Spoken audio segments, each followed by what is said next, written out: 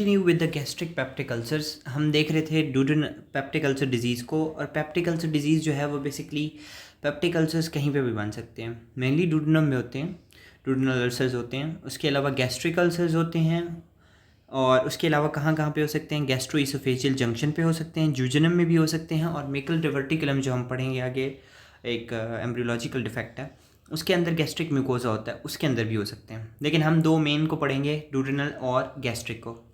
I have already explain the duodenal ulcers, now we come to gastric peptic ulcers. Gastric peptic ulcers जो होते हैं वो ज़्यादातर H pylori infection के साथ होते हैं एसोसिएटेड, बाकी एनएसएड्स और बाइल रिफ्लेक्स वगैरह के साथ। ठीक है।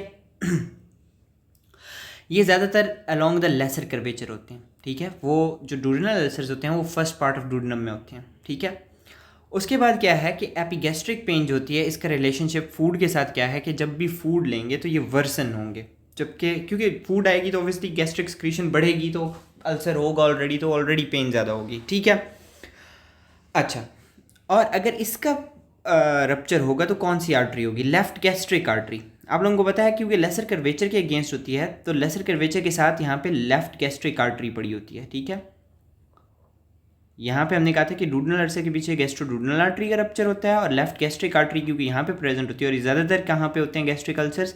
Along the lesser curvature. तो इसके पीछे आर्टरी कौन सी होती है? या इसके साथ लेफ्ट गैस्ट्रिक आर्टरी होती है, तो उसके परफोरेशन के चांसेस ज़्यादा होते हैं।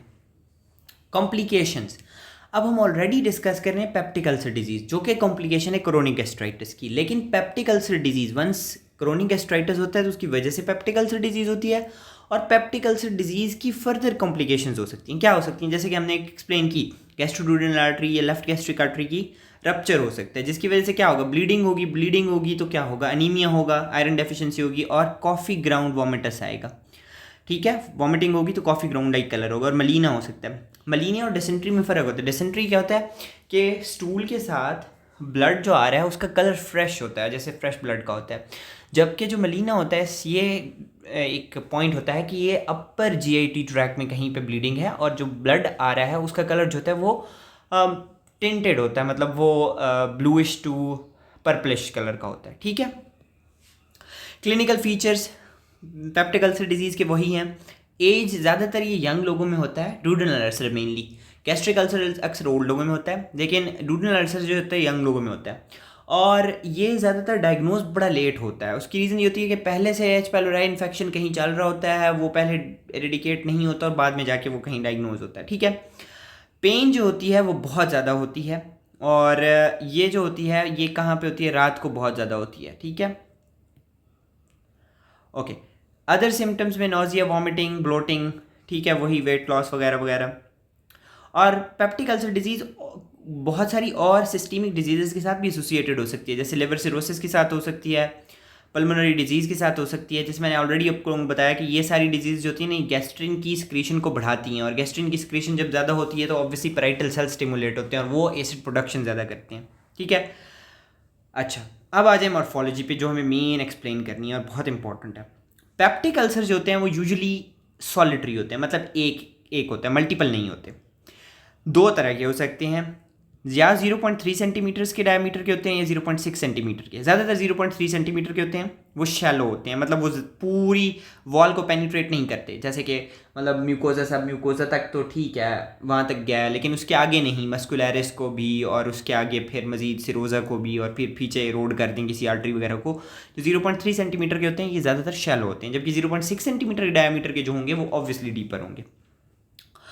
अच्छा, पेप्टिक अल्सर जो होता है वो शेप में राउंड कलर का होता है, यूजुअली इस तरह देख रहे हैं आप। ठीक है, और इसका जो लीजन होगा वो पंच्ड आउट होता है, बिल्कुल बाहर वाज़ेह नज़र आ रहा होता है। ठीक है, इसके जो मार्जिन होते हैं, अगर आप यहाँ पे देखें तो इसके जो मार्जिन हैं उसके ये रेडिएट कर रहे हैं म्यूकोजल फोल्ड उससे बाहर। ठीक है, ठीक है, और अगर मैं आपको ना कैंसर के दिखाऊं, उसका ये है हमारे पास पेप्टिक अल्सर का लीजन। इसमें देख रहे हैं आप, ये पंच्ड आउट लीजन है, और इसके जो मार्जिन है इस तरह रेडिएट कर रहे हैं बाहर की तरफ, जो म्यूकोजल फोल्ड्स हैं, जबकि यहाँ पे क्या है? रोल्ड आउट मार्जिन हैं, ये देख रहे हैं आप, और लीजन भी बहुत बड़े। ये कहाँ पे होते हैं? गैस्ट्रिक कैंसर्स के अंदर अक्सर नज़र आते हैं। ठीक है, ओके। उसके बाद हमने क्या पढ़ना है? हेमरेज होता है। Haemorrhage and fibrin deposition are often present on the gastric serosa. अब अगर ये पेनिट्रेटिव है तो इसने जाके सिरोजा तक जाना है और वहाँ पे क्या होगा, फिब्रिन का डेपोजिशन हुआ होगा और ब्लड डिपॉजिट हुआ होगा, क्योंकि ऑब्वियसली ब्लीड कर रहा होगा। बेस जो होती है इसकी ये वाली, ये क्लियर होती है, स्मूथ होती है। इसकी रीज़न ये होती है कि जो भी एक्सुडेट होगा, जो भी ब्लड होगा, जो भी पस होगी, वो क्योंकि गैस्ट्रिक एसिड से फ़ौरन उसका कांटेक्ट होगा और वो जो होगा गैस्ट्रिक एसिड उसको डाइजेस्ट कर लेगा, तो ये स्मूथ होती है। एक्टिव अल्सर में be lined by thin layer of fibrinoid debris underlined by predominantly neutrophilic infiltrates. ठीक है, अगर फ्रेश कोई अल्सर है तो ऑब्वियसली वहाँ पे न्यूट्रोफिलिक इन्फिल्ट्रेट होगा। अब आते हैं इसकी थोड़ी माइक्रोस्कोपिक पिक्चर पे। ये ग्रॉस थी, ग्रॉस में क्या क्या नजर आया हमें, पंच्ड आउट मार्जिन है, बिल्कुल शार्पली डिमार्केटेड है, 0.3 या 0.6 सेंटीमीटर का होता है, शैलो हो सकता है या डीपर हो सकता है। इसके जो मार्जिन होते हैं म्यूकोजल फोल्ड्स के, वो रेडिएट कर रहे होते हैं मार्जिन से, ठीक है। और इसकी जो बेस होती है वो स्मूथ और क्लियर होती है, क्योंकि गैस्ट्रिक एसिड जो होता है वो डिजोल्व कर देता है ब्लड को। अब अगर एक हिस्टोलॉजिकल पिक्चर देखें, ये सपोज करें कि स्टमक है, ठीक है, not very good diagram but anyways, यहाँ पे सपोज करें कि ये इसकी वॉल है, ठीक है। मैं इतनी मोटी वॉल होती नहीं है, मैं वैसे सिखाने के लिए आपको बता रहा हूँ।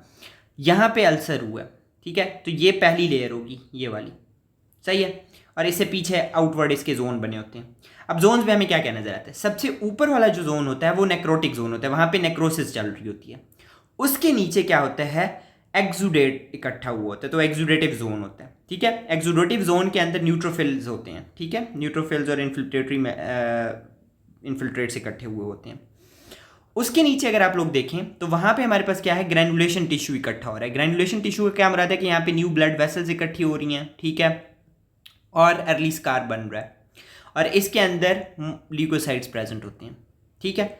उसके नीचे जोन ऑफ सिकार्टराइजेशन होता है, इसके अंदर क्या होता है, फाइब्रस कोलेजनस स्कार बन रहा होता है। तो आपको अब थोड़ा सा आइडिया हो रहा है कि ये फुली हील की तरफ जा रहा है, ये उससे थोड़ा सा हील है, ये उससे ऊपर हीलिंग है, और यहाँ पे बिल्कुल भी नहीं है, ये इरोजन है। तो सबसे ऊपर नेक्रोटिक जोन होता है, उसके नीचे एक्सुडेट इकट्ठा हुआ होता है जिसके अंदर न्यूट्रोफिल्स होते हैं, उससे नीचे ग्रैनुलेशन टिश्यू होता है जिसके अंदर ल्यूकोसाइट्स वगैरह प्रेजेंट होते हैं, ब्लड वेसल्स होंगी इमेच्योर, और उसके नीचे स्कार होगा, ठीक है। अगर मैं आपको थोड़ी सी और डायग्राम एक्सप्लेन करूँ, ये इस डायग्राम से, ठीक है, ये देख रहे हैं, ये वाला जो है इंटैक्ट म्यूकोज है, बिल्कुल ठीक वाला है, यहाँ पे अल्सर हुआ हुआ है। अब यहाँ अल्सर हुआ हुआ है, वहाँ पे सबसे ऊपर हमारे पास क्या है, नेक्रोसिस हुआ हुआ है, ठीक है, सेल्स डैमेज्ड हैं, यहाँ पे कोई एपिथेलियम नहीं है, आपको नज़र आ रही है, कोई एपिथेलियम नहीं है। उसके नीचे हमारे पास क्या है, एक्सुडेटिव जोन है, ठीक है, यहाँ पे न्यूट्रोफिल्स वगैरह प्रेजेंट हैं, ये देख रहे हैं आप लोग, ठीक है। उसके नीचे हमारे पास ग्रैनुलेशन टिश्यू है जहाँ पे ये ब्लड वेसल्स पर पड़ी हुई हैं, कट सेक्शन है, ब्लड वेसल्स नज़र आ रही हैं, ठीक है। और उससे नीचे हमारे पास क्या है, स्कार, कनेक्टिव टिश्यू डिपॉजिट हुआ होगा। तो ये हमारे पास माइक्रोस्कोपिक पिक्चर है पेप्टिक अल्सर डिजीज़ की। ग्रॉस में क्या नज़र आएगा, एक fine sharply demarcated punched out lesion होगा, शैलो हो सकता है 0.3 सेंटीमीटर या फिर 0.6 का डीपर हो सकता है। उसके अलावा जो उसके म्यूकोजल फोल्ड्स होंगे वो रेडिएट कर रहे होंगे मार्जिन से, ठीक है। और उसके अंदर क्या हमारे पास नज़र आएगा, और जो बेस होती है वो क्लियर होती है, क्योंकि वहाँ पे एसिड जो होता है उसको वो डिजोल्व कर देता है, जो भी एक्सुडेट होता है, ठीक है। ओके, और ये हमने जोन्स कर लिए, ठीक है। इन जोन्स को हम कहते हैं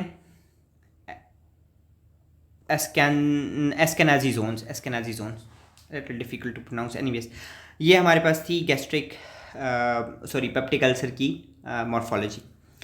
अब हम ज़रा कंपेयर कर लेते हैं दो मेजर फॉर्म्स को गैस्ट्रिक अल्सर, पेप्टिक अल्सर की, जो क्या हैं, डूडेनल अल्सर्स और गैस्ट्रिक अल्सर्स। कॉमनेस्ट साइड जो गैस्ट्रिक अल्सर की होती है वो लेसर कर्वेचर होती है, मैंने आप लोगों ने ऑलरेडी बता दिया।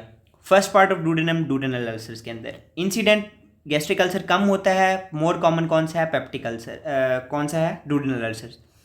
एज ये ज़्यादातर 6 डेकेड के बाद होता है, मेल्स में ज़्यादा होता है, जबकि डूडेनल अल्सर यंग लोगों में अक्सर होता है। एच पाइलोराई से गैस्ट्रिक अल्सर की कम एसोसिएशन है एज कम्पेयर टू डूडेनल अल्सर। मैंने आपको बताया था, क्योंकि जो डूडेनल अल्सर होता है वो किसकी क्या नहीं कॉम्प्लिकेशन है, because of H pylori gastritis, जो कि एंट्रम में होती है, ठीक है। तो ज़्यादातर चांसेस हैं कि वो डूडेनल का अल्सर करवाएगा। उसके बाद एसिड लेवल जो होता है यूजुअली नॉर्मल होता है गैस्ट्रिक अल्सर में, हाई होता है डूडेनल अल्सर के अंदर।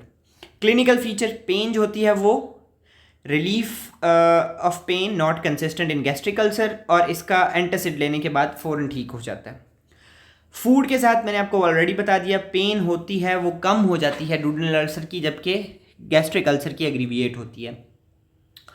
नाइट पेन जो होती है वो डूडेनल अल्सर के साथ मोर कॉमन है, हार्ट बर्न भी डूडेनल अल्सर के साथ मोर कॉमन है, ठीक है। उसके बाद वॉमिटिंग जो है वो कॉमन है गैस्ट्रिक अल्सर के साथ, वेट लॉस भी गैस्ट्रिक अल्सर के साथ, ठीक है। और कॉम्प्लिकेशन जो हैं वो दोनों के साथ मैलिग्नेंट कैंसर नहीं होता। ये हमारे पास थी पेप्टिक अल्सर डिजीज़, जो कि बहुत इंपॉर्टेंट है SCQ पॉइंट ऑफ व्यू से, MCQ पॉइंट ऑफ व्यू से very important, and this is complication of chronic gastritis. Chronic gastritis की मजीद कॉम्प्लिकेशन जो है उनको भी हम देखेंगे, जिसमें हमारे पास mucosal atrophy, intestinal metaplasia, dysplasia, gastric cystica, ये मैं ऊपर नाम आपको बता दिए थे, इनको थोड़ा सा एक्सप्लेन करते हैं नेक्स्ट वीडियो के अंदर।